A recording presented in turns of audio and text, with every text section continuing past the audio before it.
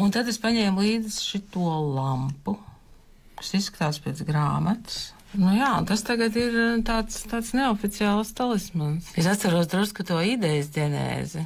Gundars Berlīnas operā spēlēja vienu lomu, un mēs pēc tās operas nākamajā dienā sēdējām un visu kaut ko runājām un aizrunājāmies līdz lasīšanai un rādio. Skaidrs, tie datumi ir piefiksēti, bet man nav sajūta, ka būtu 10 gadi pagājis. Man tā ir tāda, neatņemama dzīves sastāvdaļa. Reiz mēnesī, parasti tā ir pirmdiena, kad man nav jābūt teātrī. Tā tiek ziedota grāmatu lasīšanai un satikšanās ar grāmatām un cilvēkiem, kas tās ir radījuši. Radio formāts, tāds kāds tas ir, un daļas nākas šķirties, jo sarunas studijā daudz plašākas, dziļākas un garākas nekā atvēlētais raidlaiks. Savai personīgai gaumē tīri atbilstošas grāmatas mēs lasām mājās.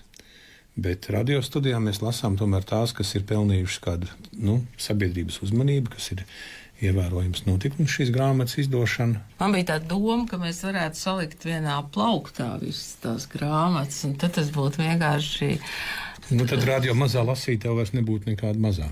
Grāmatas nav jālasa. Tas nav pienākums. Bet grāmatas lasot, cilvēks top gaišāks, gudrāks, spēj salikt